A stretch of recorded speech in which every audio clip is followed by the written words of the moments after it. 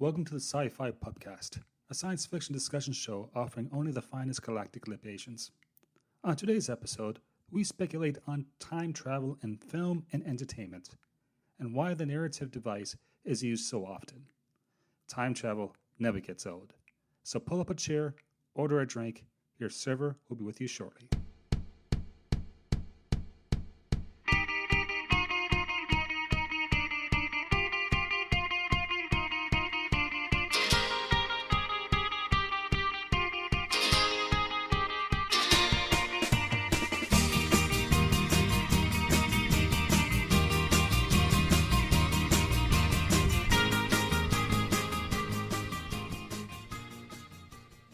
And welcome to the SciFi Pubcast. On today's episode, Time Travel Narratives. We're open for business, and joining us today is our staff members, Keri and Derek. Hello. And my name is Joel. Hello. Hey guys, how's the quality of your day? Well, I'm awake. That's half the battle, I guess. That's excellent. Yeah. And Derek, yourself? I've had a nice lazy day. Awesome.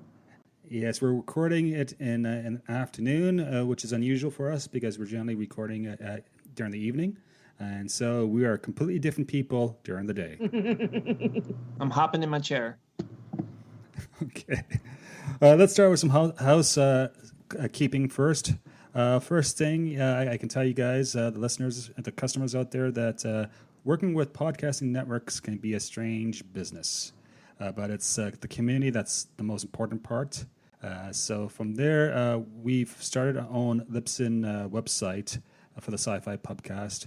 And very shortly, if iTunes approves us, we'll have our own separate feed for the Sci-Fi episodes coming out.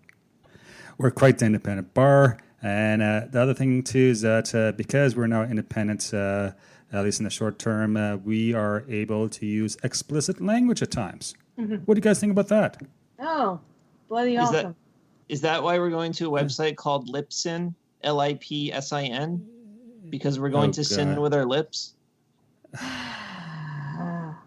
Yeah, right. Yeah. Oh, gosh darn. Yeah. Okay, let's move on. Never mind. Okay. Never mind. Okay. Time travel narratives. This topic never gets old. It's been with science fiction from the get-go. It's through all the different genres in literature. You name it. Comedies. It's all over the place. It's the idea of going back in time or going in the future to carry on the story. Derek, this is your idea.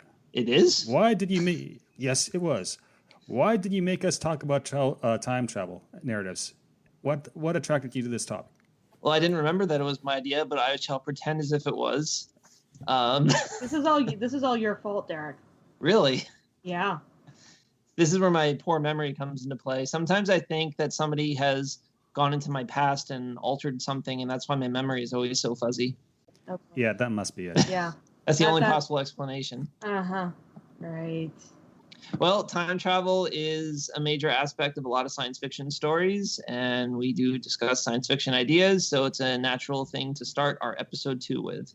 Do I need a drink to be part of this conversation? Probably not. No? No? Okay. Is it a good idea? Drinking or time travel? Drinking's always a good idea. You shouldn't be drinking while operating your time travel machine, though. Yeah, that's probably a good point. There's a little warning label on the side. Right. Do Okay. not operate heavy machinery. Do not time travel. Yeah. Uh-huh. All right. So let me ask you this, guys. Actually, this is going to be directed to Derek. So what year were you actually born, Derek? 2085? What year was I born? Is that what you said? Yes. I was born in 1981. Okay. Now, are you telling us the truth? Probably. If I was lying, I wouldn't tell you that I was lying. So it's essentially telling you the truth. Right. Oh, boy. Okay. Right. Okay. Sorry, Keri. This is what I have to deal with. Yes, and Keri's functioning on very little sleep, so yeah, maybe she can go back in time and get some sleep before it started this. I'd like to go back in time and get some more sleep, but oh well. Okay, Derek, tell me the different types of time travel narratives. Well, there's a million different kinds you could talk about, but I kind of boil it down into 5 main categories. I'll list all 5 and then we can talk about them in detail. The first one that I would say is the most common is where if you change something in the past, you create a branching alternate timeline. I guess you could call that the multiverse theory.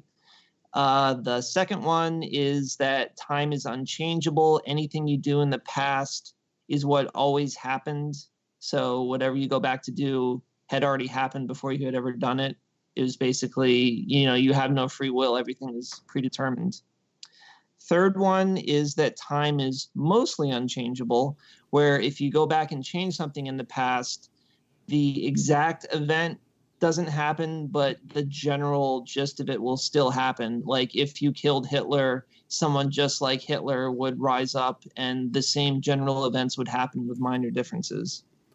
Okay, and we just wanted to make sure to our listenership that we are not advising people to go out and kill anyone out there, even really bad people, okay? Right. So, go ahead. Or to invent time travel, because it's probably a can of worms that we don't want to open in the real world. Yeah. Yeah. The fourth one... Oh, go ahead. No, go ahead, Derek. The fourth one is that you can alter the past and you will still remember the original timeline of your own life.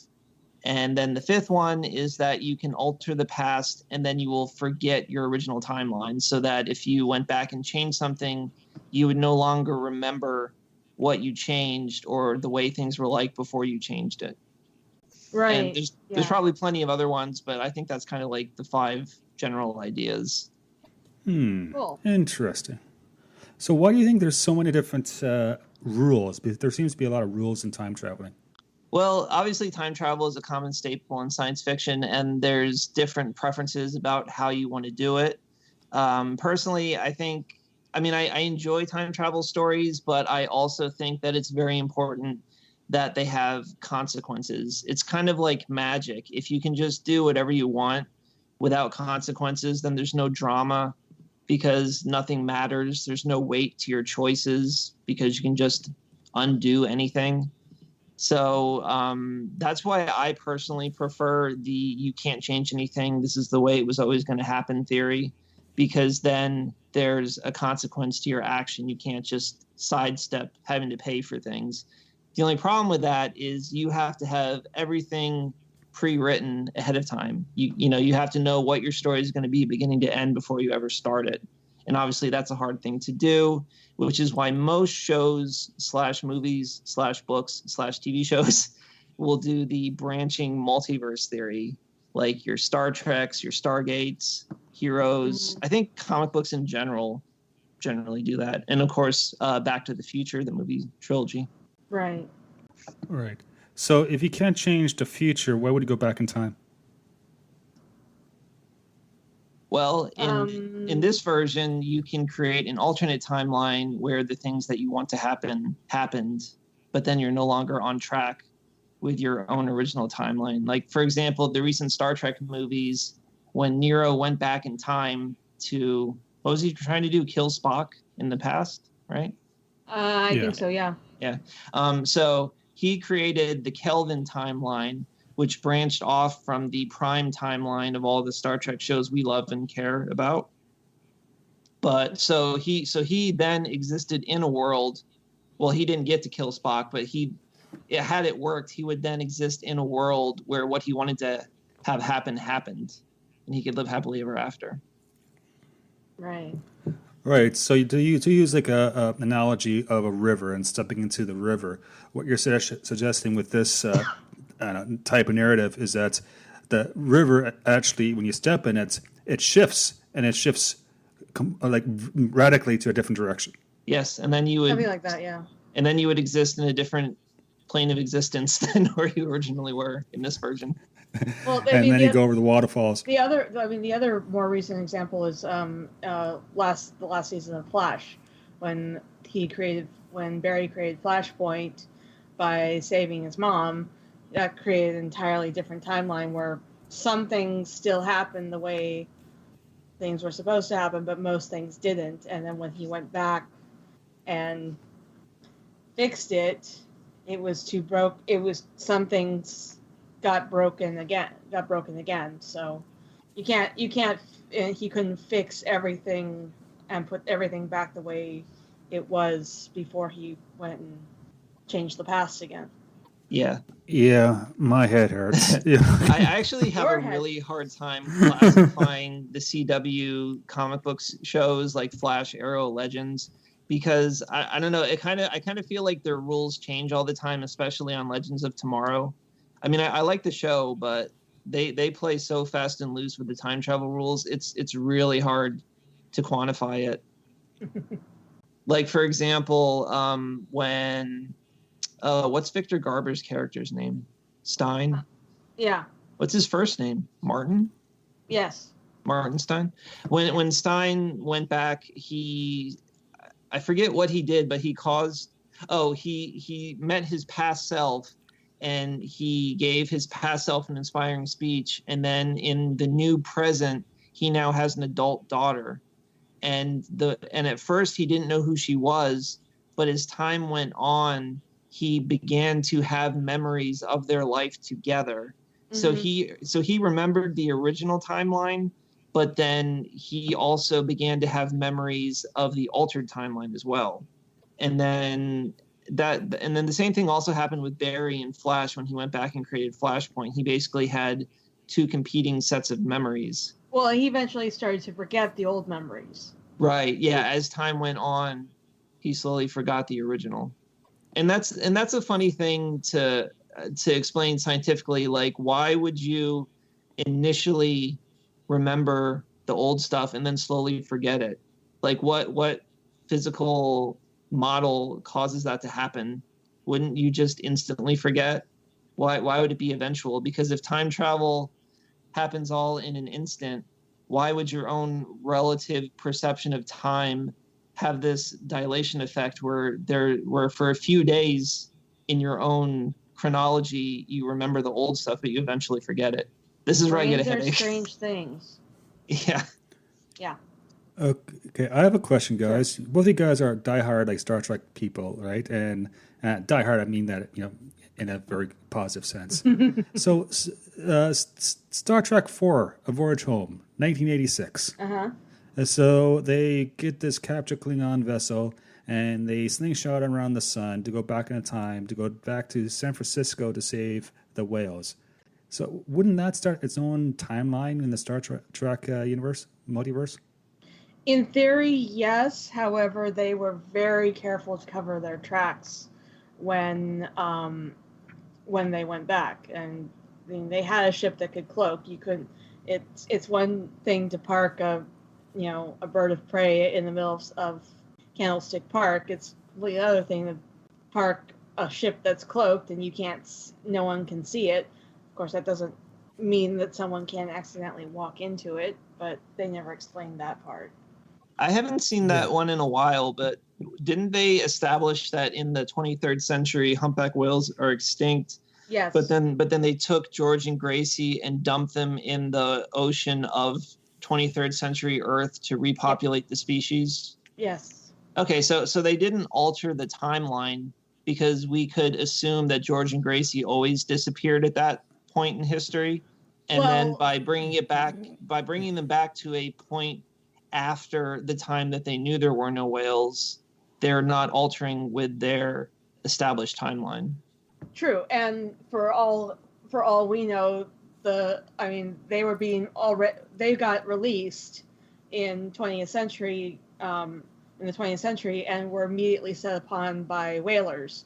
So for all the 20th century knows, they were killed by whalers as soon as they were released. They don't know that the whales were, beamed up and taken into the future.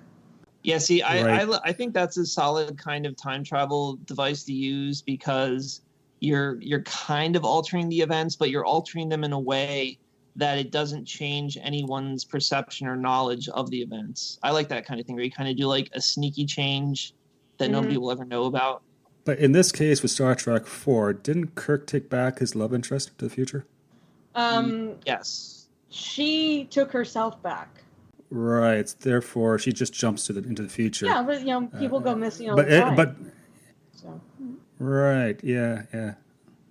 Oh, that's right. Interesting She stuff. hopped onto Kirk's arms just as he was getting beamed up.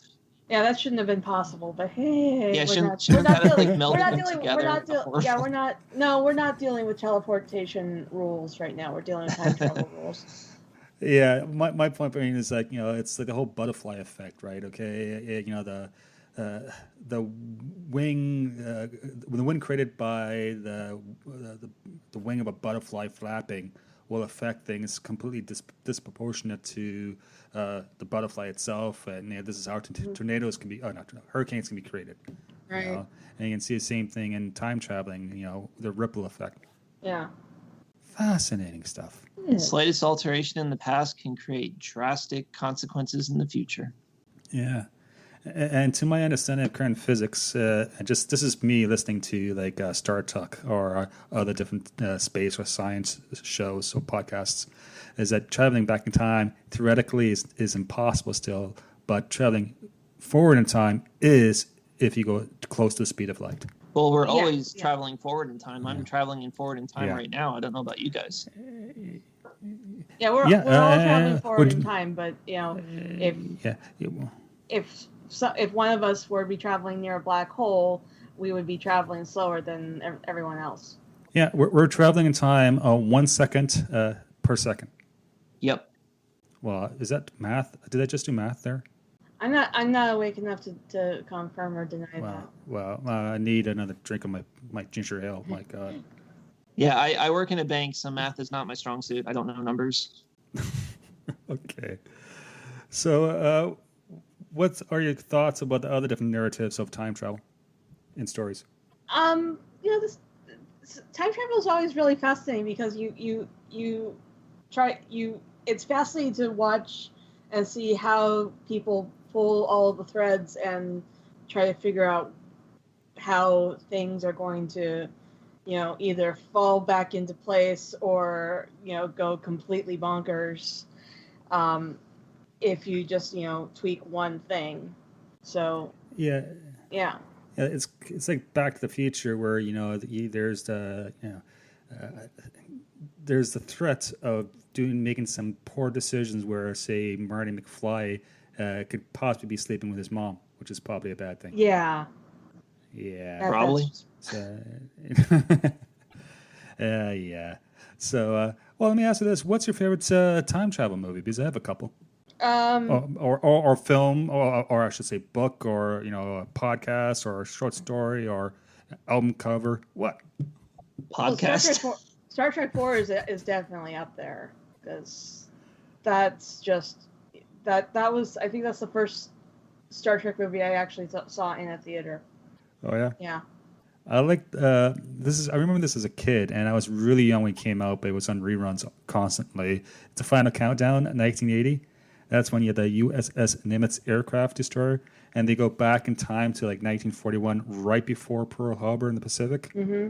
So you have a 1980 version with aircraft carrier with jets going back, 40 odd years, and you have these military officers trying to decide what to do. Should they stop the attack on Pearl Harbor? Would that affect things? Would they destroy themselves by doing this? And you have all these moral complications, which I really like. Yeah, that sounds like fun. Joel, I actually loved that movie as a kid. I would rent it from the video store over and over again. Oh yeah? Yeah, because as a kid I was fascinated with like military technology and airplanes and aircraft carriers. So the fact that they actually filmed it on an aircraft carrier was so amazing to me. Oh yeah. And then I recently rewatched it a few years ago, and I couldn't believe how slow that movie was. There's like no action in it. Oh. It's like 2.5 hours long. I don't know why, as like an 8-year-old kid, I would have loved it so much. I guess I had more patience back then. I've been going out and buying a bunch of the old sci-fi movies on Blu-ray. I've been picking up a couple from the early 70s and mid-70s. And it was just a different era in terms of filmmaking. Because you're right, it's so much slower than the movies you get today. They I don't say waste time. They use their time. People had more patience back then too. Some Yeah, true. some people still have that kind of patience. Ooh. Oh God. I'm glaring in your general direction. Can someone please swear so we can keep our explicit rating? Heck yeah. Okay, good. Moving on. Another time travel movie I like, I mean, it's kind of a downer, but 12 Monkeys, that's a great movie. Yeah. And it also follows the you can't change the timeline story as well, so I always appreciate that. What do you think of the TV series? Because I haven't seen the TV series. I have not seen the TV series. I think I watched the pilot, and it just didn't hook me. So you're saying to me that I was saying to us that just because a story has time traveling in it, it may not be a good story? Well, I don't really like the idea of an entire series just about time travel, although I do like Legends of Tomorrow. But I don't know, time travel, like I said, there's so many rules that you have to follow. You're either going to just be wild and crazy and anything goes like Legends of Tomorrow, or if you are trying to follow rules, you're so limited in what you can do. It's kind of a very narrow scope of what you're able to accomplish. How about Doctor Who? That's a huge topic. Oh, yeah. Yeah, and he's some sort of Time Lord, I understand. Yeah, well, I mean, Doctor Who is another show that kind of plays fast and loose with their rules so that they have a lot of freedom to do whatever they want, because the rules of time travel in the original series versus the Russell T Davies era of the new series versus the Stephen Moffat era of the new series are all drastically different from each other. They're actually not all that different. I mean, they still talk about, they don't cross certain points in time. They, some things are locked. They can't, but that doesn't prevent, 5 doctors from showing up all in one episode and having to, work together. Well, if we focus just on the current series, under the Davies era, there were rules that he was unable to break. Like you weren't able to go, if you tried to go back and visit the same point of time, those raptor creatures would appear. Although for some reason they only appeared in a single episode. But I mean, under that there were rules, and then under the Moffat era, he basically did whatever he wanted, and he rebooted the entire universe. And I don't know, things got a little more crazy there. Well, things still got time locked because, I mean, you couldn't, when Amy and Rory left, he couldn't go back and save them. Yeah, and then, but to use another example, under the Davies era, the Time War was time locked, and he was unable to go back to it. And then in the anniversary movie written by Moffat, they were able to go back into the Time War. Well, because he had no memory of what actually happened during the Time War too. Yeah. And then there was also the fact that it was an established fact that all the Daleks and all the Time Lords were killed in that final battle. But then in the movie, they just say, oh, they weren't killed. We just made the Daleks fire at each other. And they somehow managed to hit every single one of one another without anyone missing. Okay, they brought the Daleks back by the middle of the first season of the new series. So that just disproves your argument right there. Well, they had a single Dalek fall burning out of the time anomaly. So, out of a billion, it's cool to have one survive. And then they found that Infinity Vault, which had like 4 of them, and then they repopulated the Dalek race.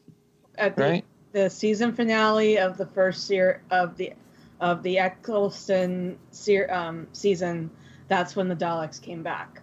Right, yeah. Well, didn't the Dalek Emperor alone survive, and then he basically repopulated the race from his flesh? No, it was the Dalek that Rose saved when that one Dalek came back. Right, yeah, it's been a while. Yeah. Wow, I feel like I'm in the movie Groundhog Day right now. Joel, do you not watch Doctor Who? I did as a kid, and I've been getting into some of the reruns. I just find Doctor Who is more, it's not as intellectual as I prefer my science fiction to be. Yeah, but I still watch it. Right. Yeah. It's very much campy. It's campy, and it's good, but it's I'm more of a jaded nihilist, cyberpunk guy. So So you never watched Quantum Leap then? Quantum Leap, I hated that TV show. Didn't do anything for me. Joel, you're breaking my heart. I'm sorry, Derek. I did not watch Quantum Leap either. It's okay. Well, there's always, other. This is a TV series, but what about other movies? I know one of my personal favorites, which I want you guys to talk about, is Bill and Ted's Excellent Adventure. Yes. Go. That one. Come on, it's Socrates, Abraham Lincoln, Genghis Khan. Gandhi, of course, without any consequences. Yeah. Well. Yeah, you're right. There weren't really any consequences because they did put everyone back where they found them too. Yeah, and that was most excellent of them. Yeah, very excellent of them. Dude. I haven't seen that movie in so long. I don't remember the physics of it.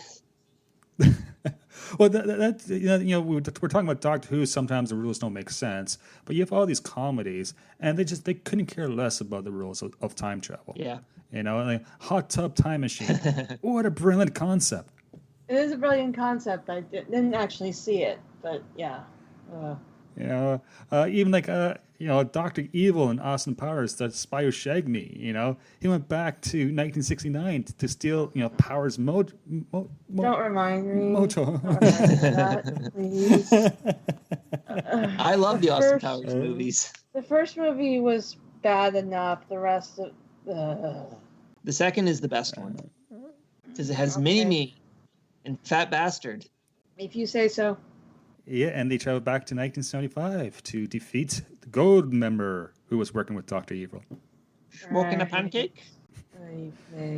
Yes. Okay, moving on. What other aspects of time traveling? Because you really think about this, it goes way, way back. You're talking about film. A Connecticut Yankee in King Arthur's Court, in 1921. Mm-hmm. Adaptation of Mark Twain's classic modern day, story. You go with The Time Machine, by H.G. Wells, 1895. My God, there's 3 movie versions of the Time Machine. Yeah, I Three. think I've only seen. I don't remember which one I've seen. It's the. I saw the 2002 one with not Guy Ritchie. What's that guy's name?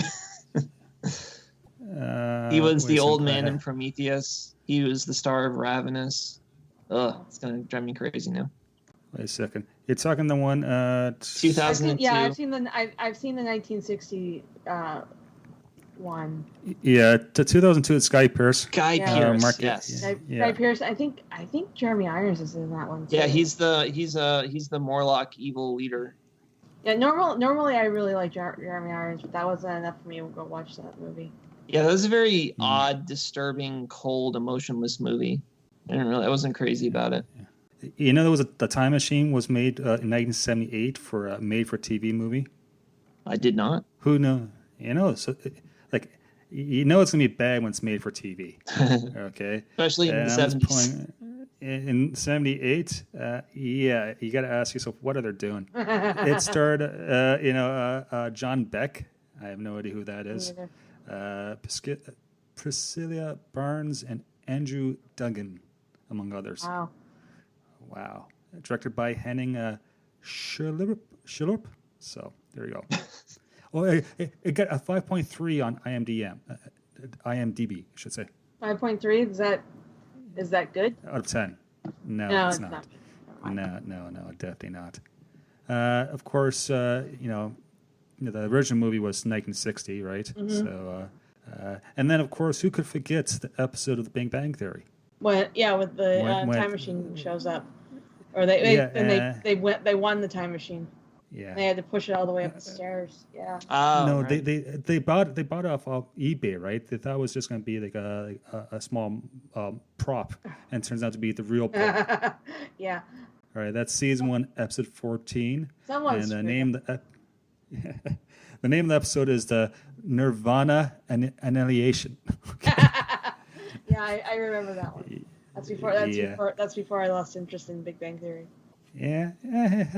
It has its moments. I still watch it. I never loved Get it, but I think it's better now that all the female characters are regulars. I didn't really like it before they introduced all the girls. I Hey, just have too much stuff I'm watching. I needed to drop something, and it was getting kind of old. so what do you guys make of Looper from 2012? I have not seen Looper. I really liked it when it came out, but I haven't revisited it since. I saw Time Cop when Time Cop. Time Cop. Oh, God. Yeah. It is 90s, the Van Damme era. Very nice. Looper was what came out in 2012. It's this director Rian Johnson. I'm not sure who this guy is. Yeah, I think he's working on some kind of space movie or something. Yeah, probably another opera. Yeah. And Probably won't be any good. Nah, probably not. Looper is described as in 2074, when the mob wants to get rid of someone, the target is sent into the past, where the hired gun awaits someone like Joe, who one day learns the mob wants to close the loop by setting back Joe's future self for assassination. Dun, dun, dun, dun. I did see that movie when it came out, but I don't remember it terribly well. Like I starred can't remember what rules of time travel they followed. Yeah, I don't remember either. I just remember it had something to do with a kid who had mental powers, and he was going to grow up to be like Hitler or something. What movie is that? Looper. Isn't that? I No, have no Looper's idea about what- assassination. No, yeah, he was supposed to like protect this little kid who had like telekinetic powers, and they had to like lock him in a chest or a closet when he started to have like a mental fit, and he was going to grow up to be this horrible Hitler person, and he had to decide whether to kill the kid or not. I think. I have a vague memory of this. They were hiding out in a farmhouse, and that's where the kid lived with his single mother. Okay, then. Right. Moving on. Moving on. The one thing. Hey guys, one thing about the whole time travel thing. We've been talking about it for a half hour right now, and we've only scratched the surface of all the content that's out there in terms of the books, the movies, the whatever that involves time traveling. Let me put it this way: the band Rush. Mm-hmm. Okay, I'm talking to Lou Secchi specifically, our friend Lou Secchi. Okay, the Rush had a tour, I should say, called the Time Machine Tour from 2010 and 2011. I've seen Rush. I'm Canadian. I like Rush. But you have these big bands, and they latched on to the time traveling. You have Iron Maiden, Somewhere in Time tour. I saw Iron Maiden when they played in that tour back in the 98, late 80s. So you have all types of creative types, fascinating or fixating or incorporating would be a better word, this notion of time travel and the power that has in our imagination. Well, I mean, it's always been a fascinating subject. So I had no idea that. Are you saying like the entire album was time travel themed, or? I'm not sure about the Rush tour. This is a tour, but I know it's Somewhere in Time. Yeah, it's it had this notion of time traveling. Did not know that. So, if the album artwork was amazing, if you're into Iron Maiden, so it has a whole cyberpunk thing going on as well. So, and like I made a joke earlier about podcasting. There is a podcast out there that specializes in speculative fiction called The Twilight Histories by Jordan Harbour. Mm-hmm. And it's really good stuff. This guy goes all out in his creative writing, and then he records it for podcasting. And it's all about what happens if the Roman Empire didn't fall and gets steampunked. It's about these types of ideas. Mm-hmm. It's like it's like the recent controversy with the creators of Game of Thrones announcing that they want to do a series about what happened if the South didn't fall during the American Civil War. Right. Yeah, there's tons of political and cultural undertones about this, but why is it hitting this sense of spot? Why is it oh wait, you can't change history like that because it affects all these other things, and it affects the way we think about things as well. That's fascinating. It is fascinating. Yeah, I remember about 10 years ago there was this. It was a nonfiction book series called What If, and it was kind of like a series of 10-page essays about how history would have changed if this one little thing was different. And obviously, a lot of them were about World War II. What if this battle was lost? For example, Dunkirk, which, we just have a major motion picture out about now. If the British Expeditionary Force had been lost at Dunkirk, then I really don't see any way the Allies would have won the war. And then would Nazi Germany have ever fallen? Would it have broken under its own power, or would the Reich have lasted 1,000 years, plunging the world into darkness? We'll never know. Unless we go back in time and change the Battle of Dunkirk. What's next, Derek? Can you tell me the Cubs going to win the World Series? I don't know sports, so I don't get that reference. All right. You have to spend more time in bars. Yeah.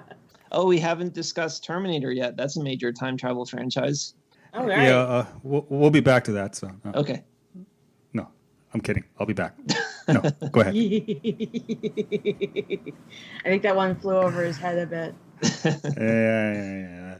Okay, tell us about Terminator. Well, Terminator is kind of a weird one because I would say that between that in each film they kind of changed the time travel rules.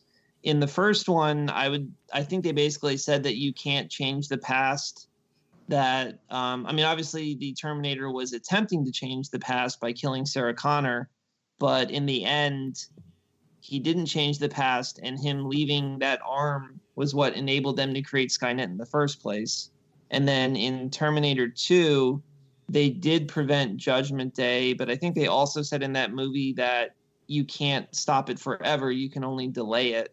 And then that's pretty much what they got onto when the Sarah Connor Chronicles aired, was that basically they just delayed the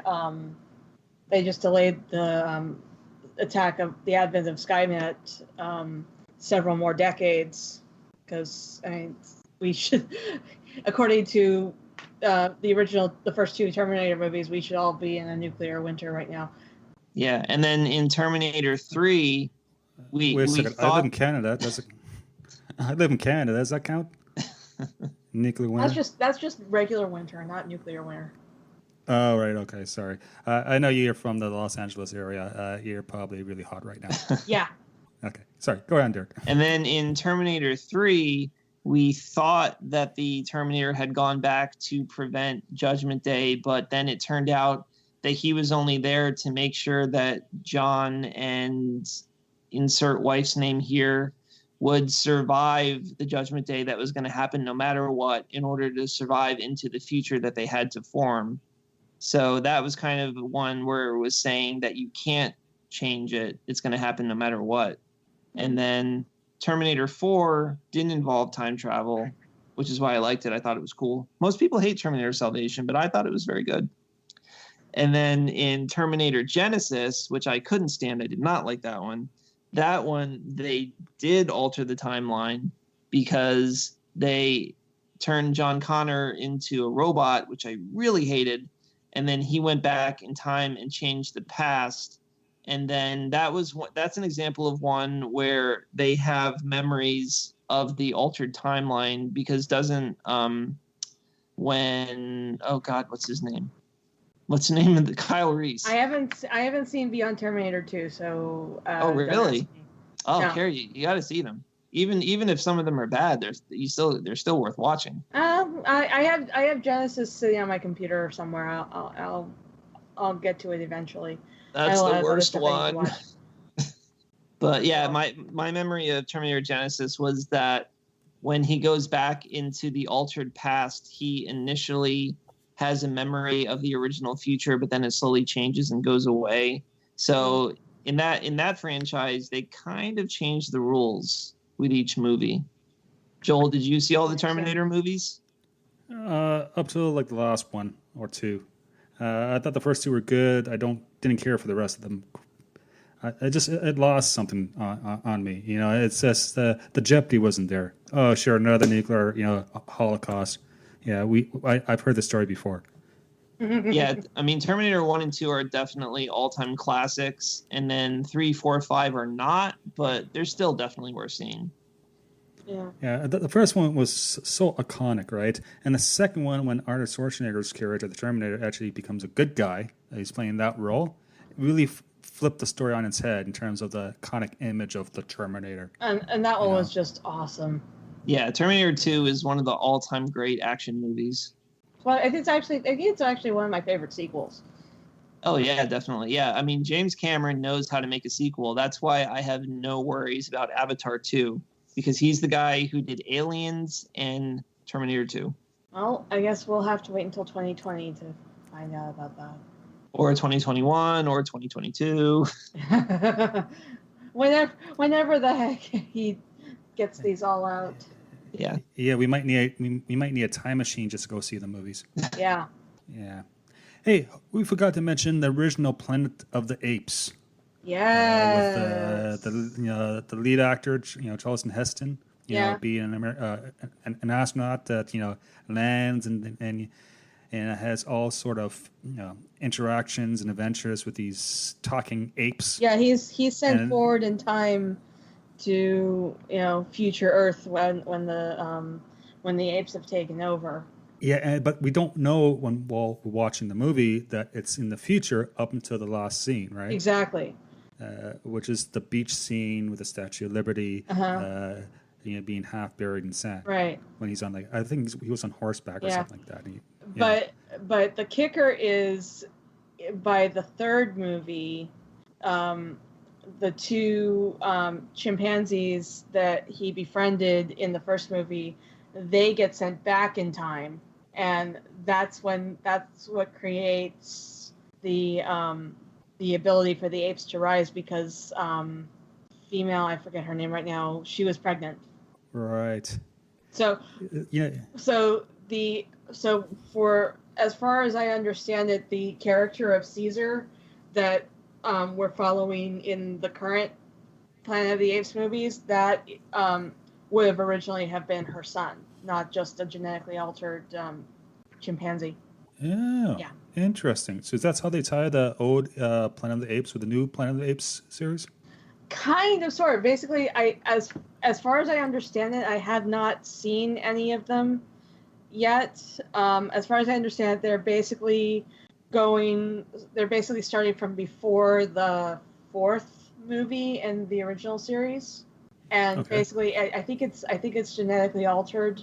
The chimps were genetically altered and made smarter, and that's what leads up to eventually War for the Planet of the Apes. Wait, I'm confused. I thought the original movie was with Mark Wahlberg. That's a different movie. I'm kidding. I would love to have seen them resolve that, though, because the end of that movie is so open for a sequel. Yeah. That I really want to know how the present day ended up the way it did. Now, I have seen all three of the new movies, and I know I've seen the original 68 one. I don't know if I saw any of the sequels, though, so I can't speak to that. But in the new movies, there's no time travel involved, and it's just that they were trying to develop a cure for Alzheimer's, and they were testing it on chimps, and they instead made them hyper-intelligent, and it also, the same virus infected humanity and wiped out most of the people. So, So basically, Caesar was the first one, but there were other infected apes as well who were hyper intelligent, and then they ran off into the forest as humanity started dying, and then they started breeding, and now they have a whole colony. And then as time goes on, mankind is going to mostly die off and then become, mute, mindless slaves, while the chimps will just keep growing in numbers until they eventually take over the planet. Yeah. Oh, and also in the first movie, on a TV screen in the background, you see the Icarus leaving on its flight. That's the spaceship that Charlton Heston is on. So they set up the original movie in the first of the new movies. Oh, nice. Yeah. That's cool. So basically, once he eventually gets back to Earth, he's going to find that same Planet of Apes. I need to watch those at some point. Yeah. Yeah, they're actually very good. I'm not a huge Planet of the Apes fan. The first one is kind of a small character drama, and for what it is, it's very well done. But number 2 and number 3 are absolutely incredible. They have 100% realistic CGI. They look like they're physically present there. It's uncanny how good it looks, and they're really good stories too. Oh, good. Well, let me ask you guys about this with time traveling as a tool in the narrative. Do you see any place for this device to be used in franchises who have not used it before, such as, say, Star Wars? Well, in what's now Legends, they did use it. Okay, tell me about it. There is a book called Cross Current, and it starts out in the Sith War, in the Great Hyperspace War, and one of the ships gets caught. One of the ships gets lost in hyperspace, and somehow finds its way into "quote unquote" the modern timeline, which I think by that point is like 30 years into the 30 years after Jedi, and there's a Jedi that there are a couple of Jedi that got caught on the Sith ship that had to basically try to bring down the ship before the Sith got out and started ruining everything. Can you really call it time travel though if you're just going forward? You know what? They started out 3,000 years in the past and they ended up 30 years after Jedi. So you tell me. But I mean that's just kind of a time dilation effect. Yeah, but I mean it's still an out of time scenario. Yeah. I don't know. Yeah, personally, when I think it's like Buck Rogers. Buck Rogers is got thrown into the 25th century, and he was never able to go back to that either. Yeah. Yeah, we are all time travelers. Exactly. We're just going on standard time. Mm-hmm. It's when you go back in time. Now that's the trick. Yes. The other thing they did in Star Wars Extended Universe was what they called flow walking, which was kind of but not really time travel. It was something that Jason Solo was able to do. He was able to go into a meditative state and look back into the past without actually affecting it. He was basically kind of there as a ghostly observer looking at events that he did not experience before. And then there was sometimes a suggestion that if you stayed there, you could alter events, but they never explicitly said it. I mean, like at one point he takes Tahiri back to see when Anakin died. And I don't know, do you remember this, Keri? Like she goes to comfort him as he's dying alone. And then the question was, did she actually go back and change that past event? Or was that just kind of their perception of it? I don't think they ever really explained it. Yeah, I mean, like I like to think that they didn't change anything because personally, I don't like the idea of time travel in Star Wars. I don't know why exactly. I guess I hate to call Star Wars more realistic than Star Trek, but they tend to avoid the crazy, kooky, cosmic stuff. Yeah, there. But think of the more questions. Yeah. Well, yeah, but when I say cosmic stuff, I mean, like, if you think about in Star Trek, the original series, all the godlike aliens who had reality-altering powers and things like that. You mean like the... Okay. Yeah, go ahead, Joel. No, go. You guys are doing great. Go ahead, guys. You mean like the old ones in Babylon 5? Those they kind of had godlike powers compared to... Well, they weren't able to... They weren't able to... go back in time and shift reality and stuff. I'm talking about like Q and Trelane and, those kind of like reality warping trickster gods. Yeah, or but the the god Enterprise in time Star traveled Trek all 5. the Enterprise time traveled all on its own too, so that doesn't really prove anything. I don't know. I just like my Star Wars to have a certain set of rules. It's kind of that whole, gritty, realistic aesthetic where if you can go back and start creating alternate timelines and stuff, it kind of loses that quote unquote realism. Mm-hmm. I don't know. Like I'm always a firm believer that the best stories have established rules that you can't break. And that's why, I don't like it when people can just time travel and do whatever they want. I like there to be rules because without rules, there are no consequences. There's no drama. We're talking a sense of realism in a universe where there are laser swords. So yeah. They're real somewhere. Somewhere. Hey, the Kyber crystal powers the blade, and the blade is a set plasma link that bends back in on itself into the transmitter. It's all very scientific. Uh-huh. If I want science in my sci-fi, I watch Star Trek.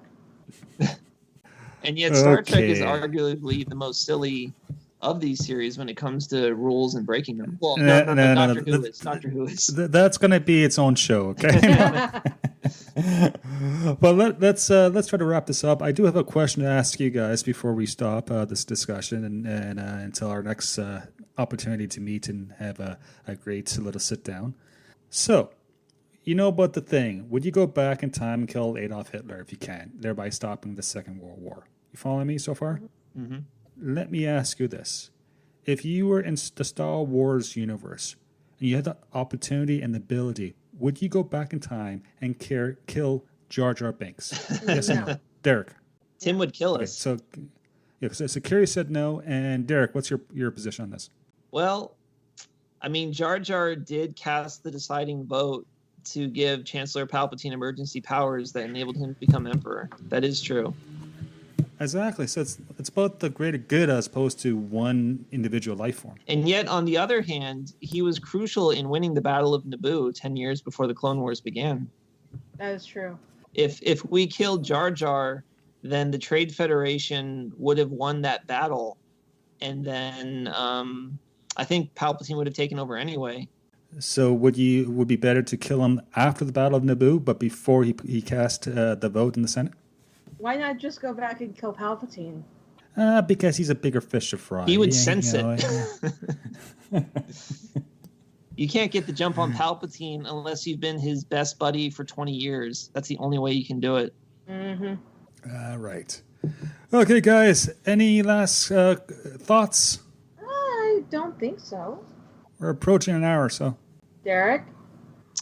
No. Really? Well, I always have thoughts, but they're usually not appropriate for public consumption. Right. We don't need to know.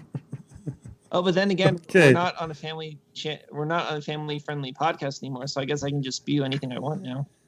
Yeah, pretty much so. Until we tell you this. Within reason. Don't make me come over there. But then there's also the question of good taste, so I should be quiet. Yes. Yeah. Okay, so that's going to wrap it up for this episode of the SciFi Pubcast. Just to let you guys know, the music provided was courtesy of Logan Rathbone. Our logo is done by a nice person from Montreal by the name of G. Ren. Listen responsibly. This episode was recorded on July 30th, 2017. The SciFi Pubcast, which is a fairly new podcast, we're rolling out our different social media, as well as trying to get our feed up on iTunes and other podcatchers. You can find us at Twitter at SciFi Pubcast, and you can like our newly created Facebook page, SciFi Pubcast, if you search it on Facebook, and please give us a like. So far, it's me and Derek who's liking our own page, and that's pathetic. And it's important to like yourself. Yeah, exactly. Especially you, Derek. Self-love. You have to like yourself. That's the name of the game. Right. If you want to get in contact with us, reach out through our social media, or you can do it the old-fashioned way.